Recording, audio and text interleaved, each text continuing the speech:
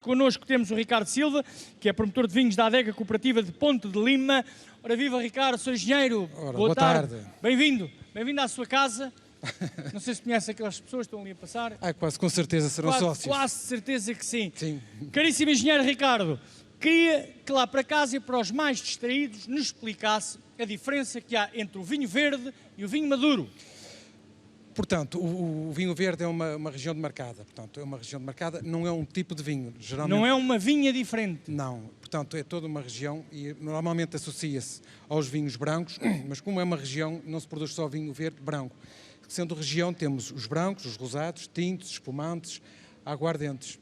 Portanto, quando falamos de vinho verde, como falamos do Dão, como falamos do Douro, exatamente. O vinho verde, ou a região de Lisboa, o vinho verde é uma região vitivinícola. É uma região vitivinícola. Muito bem. E o que é que a transforma numa zona tão especial e com um dinamismo tão específico? São as suas castas. Certo, exatamente. São as suas castas e todo, desde os solos e a forma como nós cultivamos também as vinhas.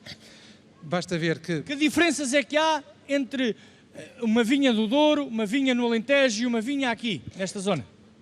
Uma principal diferença tem a ver com razões climáticas. Portanto, o clima e o solo são diferentes. Nós aqui temos, de facto, uma influência muito atlântica, os solos são ácidos e basta ver do princípio que desde sempre, historicamente, se dividia o país vitivinícola em duas regiões, vinho verde e vinho maduro. Portanto, daí a diferença dos vinhos verdes. Que todo o resto do país era vinho maduro e o nosso era vinho verde de sempre. Pronto, agora já não se usa muito vinho maduro e vinho verde, já é por região do Douro, do Dão. Se calhar por esse mesmo motivo que estas zonas, o olival tem, nesta zona mais atlântica, muito ácida, certo. Os oliveiros têm alguma dificuldade em medrar, não é? Certo. Estamos a falar da acidez dos solos. Sim. E também com o clima, que é mais fresco do que nas regiões como no Douro ou no Dão, eventualmente, em que a temperatura, de facto, são muito mais alta.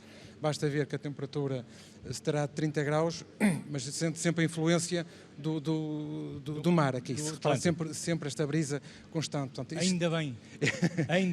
É uma característica mesmo aqui da nossa região e dos nossos vinhos. Ricardo, vamos falar então do catálogo da Adega de Ponte de Lima. Certo. Porque é um catálogo famosíssimo.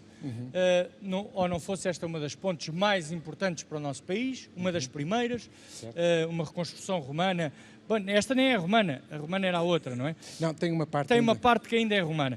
Bom, mas estamos a falar de uma zona antiquíssima, riquíssima e de coluna vertebral direita. Certo. Vamos falar de produtos. O que é que temos aqui em cima desta bonita mesa? Portanto, para nós, como falámos já de vários títulos de nobreza, para nós a rainha é mesmo o loureiro, a casta loureiro é o nosso forte. Portanto, desde sempre,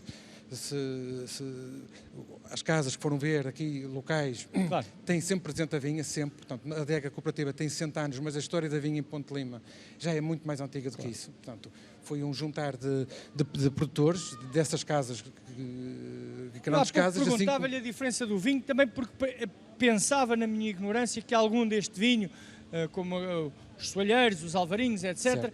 Que a própria forma de a vinha crescer é diferente. Certo. É diferente, sim, é diferente. Explique-nos um bocadinho que diferença é que há. Porque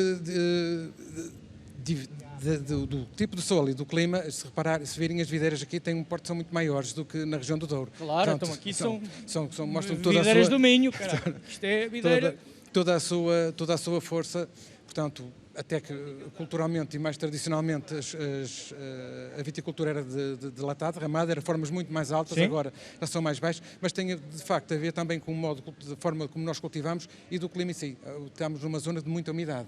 Ok. Portanto, então vamos, o loureiro, já percebemos certo. Que é a casta rainha, certo. Desse loureiro extraem-se vários vinhos, um loureiro certo. Regular, um loureiro selecionado. O rosé tem alguma coisa a ver com o loureiro ou nem por isso? Não, os rosés são feitos com castas tintas. Muito bem. Portanto, são extraídos de castas tintas. Loureiros, temos sempre o loureiro presente, como devíamos deixar de ter. Temos o nosso clássico e depois temos várias misturas, vários blends com trajadura e alvarinho. Depois temos os colheitas... É o que me chamam, tu és uma trajadura televisiva. Entre trajadura e cavalgadura é o que normalmente me apelidam. Temos o vinhão também. O vinhão, claro, o tinto, que se bebe em malga. Bebe-se malga, sim, tradicionalmente é malga. Ele bebe-se em qualquer coisa, certo. Pronto, verdade seja dita. Mas porquê que há esta tradição, e como engenheiro e homem curioso do vinho, porquê que associamos o vinhão à malga branca para percebermos a espuma e a cor do vinho? Porque tradicionalmente cá nos vinhos verdes associa-se a qualidade à cor. Portanto, uma das formas para observar a cor é precisamente na língua, sim, mas antes de beber é precisamente na malga, como se consegue rodar. Ou numa camisa branca também. Exatamente, se percebe logo. sim, na língua, nos dentes, em tudo. Porque, Na de toalha. facto, em todo lado deixa a sua cor, porque é muito carregado. O vinhão é uma casta que carrega muitos vinhos. Portanto, o próprio tanino, a própria uva tem muita cor, tem não é? muita cor, sim. Vamos avançando, porque não só se produzem os vinhos, mas produzem-se também os espumantes e as aguardentes. Certo. Vamos aos espumantes. Portanto, dentro dos espumantes temos 3 tipos de espumantes. Temos o bruto, o meio seco e este ano fizemos o lançamento do rosé. Portanto, o bruto é aquele que é menos doce, mais parecido com o champanhe ou com... Certo, portanto, o champanhe é como nós chamamos cá vinho verde, champanhe é de uma região, portanto, só mesmo lá só faz o champanhe. Claro, cá não, nós mas o vinho com gás, não é mais gasoso. Certo, sim, espumante, certo. O bruto é o mais seco. E esse é o meio seco. O meio seco é ligeiramente mais doce e mais certo. Frutado.